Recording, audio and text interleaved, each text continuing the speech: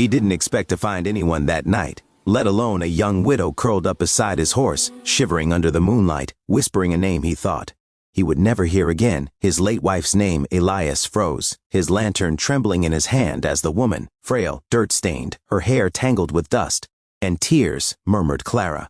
"Please don't leave me." The name hit him like a shotgun blast to the chest. Clara, his wife, who died 3 winters ago, and as he stepped closer, the stranger gasped awake, her eyes wide with fear and a pain that mirrored his own. She didn't know him, yet somehow she had spoken the name of the woman he loved most, and that was how the story began. A story Elias never imagined he'd be part of, one that would tear open wounds both old and new, and lead him toward a truth far heavier than loss itself. Elias didn't move. For a long moment the woman scrambled backward, shielding herself with trembling hands. I'm sorry," she stuttered, unable to meet his eyes. "I didn't mean to touch your horse, I just needed warmth. I had nowhere else to go." Her voice cracked on the last word. Elias finally breathed, lowering the lantern. "You said a name," he whispered. "Clara." Why? The widow blinked in confusion, as if the word meant something only to her. "Clara. She was trying to help me. She told me to follow the light. I must have said it in my sleep." Elias swallowed hard, his heart squeezed painfully. His wife used to say the same thing whenever life got dark. Follow the light. He didn't know whether grief was playing tricks on him, but he couldn't leave this lost young widow trembling in the cold. "Come," he said softly, offering his hand. "Let's get you inside before the night finishes what the world already started." She hesitated, but exhaustion won. She took his hand and he felt how cold she was, bone deep, cold, the kind that comes from running too long and carrying too much inside the cabin. She hovered near the door, unsure whether to flee or collapse. Elias poured her warm broth. She wrapped her hands around the mug like she hadn't felt heat in days. "What's your name?" he asked. "Mara." She whispered. "My husband died last month. The ranch hands threw me out, said I was a burden." Elias felt a familiar twist in his chest. Loss had carved them both hollow, though in different ways. Mara talked in broken pieces, sleeping in barns, hiding from storms, walking until her boots tore open. Elias listened quietly, haunted by how her voice shook the same way his had after Clara passed. When she finally drifted asleep by the fire, Elias sat beside her, staring at the flames, wondering why fate had placed this stranger in his path, and why she whispered his late wife's name like a prayer. Morning brought no answers. Mara tried to leave before sunrise, but Elias stopped her gently. "You've nowhere to go. Stay until you get your strength back." She refused at first, pride and fear locked together, but her knees gave out and her breath told the truth. Her words couldn't. Elias didn't push her, just let the silence soften her edges. By evening, she was helping him fetch water, feed the animals, and sweep the porch. Small things, but each act stitched a bit of life back into her. Elias watched her shoulders relax, her eyes regain faint sparks of something he hadn't seen since Clara. Hope trying to crawl out of darkness, yet he didn't miss the way she flinched at sudden noises, or how she hugged herself when the wind howled, as if memories were chasing her. One night, as the fire crackled, she finally whispered, "I hear him calling me my husband. I can't go back there. They'll find me."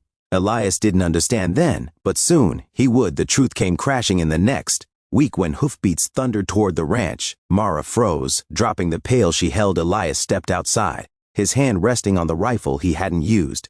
In months, 3 men rode in, rough, angry, the kind of men whose eyes had seen too much cruelty to remember. "Softness, we're looking for a runaway." One snarled, "A widow, she belongs to us." Mara shrank behind Elias, trembling. Elias felt something fierce rise inside him, something protective, something alive. "She belongs to no one," he said sharply, "and she's under my roof." The men laughed viciously. "You gonna fight over a broken widow?" Elias didn't answer with words, just cocked his rifle. The standoff felt endless, but eventually the men spat on the dirt and rode away with a warning. Mara collapsed when they were gone, sobbing into her hands. Elias knelt beside her, his voice steady. "You're safe here. I won't let anyone take you."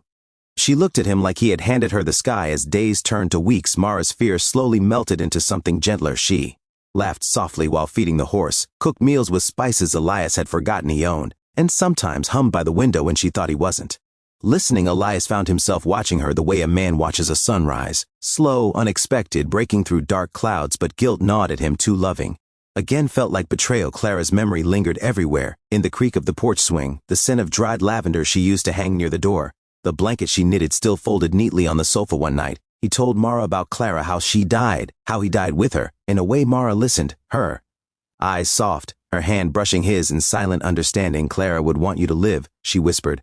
Elias didn't know how she could speak of his late wife with such tenderness, until he realized grief recognizes grief. Maybe Clara's name on her lips that first night wasn't a coincidence. Maybe wounded hearts sometimes find each other through the cracks. Spring thawed the land, and something inside Elias thawed with it. Mara stayed, not because she was hiding. She stayed because for the first time since losing her husband, she felt seen, valued, safe. One morning, as they were fixing the fence line, Mara paused, her hair blowing in the warm breeze. Elias, do you ever think we were meant to meet? Elias looked at her, really looked her.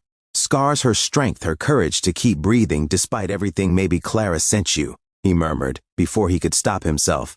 Mara didn't laugh. She stepped closer and pressed her forehead to his, tears gathering. Maybe she sent me to bring you back, she whispered months later when the men returned. This time with more riders and worse intentions. Elias didn't face them alone. Mara stood beside him, chin lifted despite her shaking hands. The fight that followed wasn't easy, but courage has a way of making a person bigger than their past. The men were driven off for good, left with no doubt that Mara was no longer a woman who could be discarded or claimed. And when the dust settled, Elias realized something profound. Mara hadn't just come to him for shelter. She had come to remind him that love doesn't replace what was lost. It adds to it, builds on it, honors it. The night they finally admitted they needed each other was quiet, gentle, wrapped in the golden glow of the hearth. Elias, Mara whispered, touching his cheek, thank you for choosing to see me when everyone else looked away. He took her hand, kissing the scars on her knuckles. Thank you for speaking her name, he replied. You woke something in me I thought was dead. They held each other, not as replacements for what they'd lost, but as two souls who had learned to breathe again. And so their story didn't begin with love. It began with two broken hearts lying quietly in the dark, whispering the same name for different reasons. By the end, they found not the person they had lost, but the person they needed. Someone who understood pain, someone who brought courage, someone who turned a lonely cabin into a home again. For anyone who has ever lost someone, for anyone who believes life ends when love ends. Elias and Mara proved otherwise. Sometimes the universe sends someone to sit beside your wounds, someone who whispers hope when all you hear is silence. Sometimes the darkness leads you to the light, and sometimes that light has the voice of a stranger who becomes your reason to live again.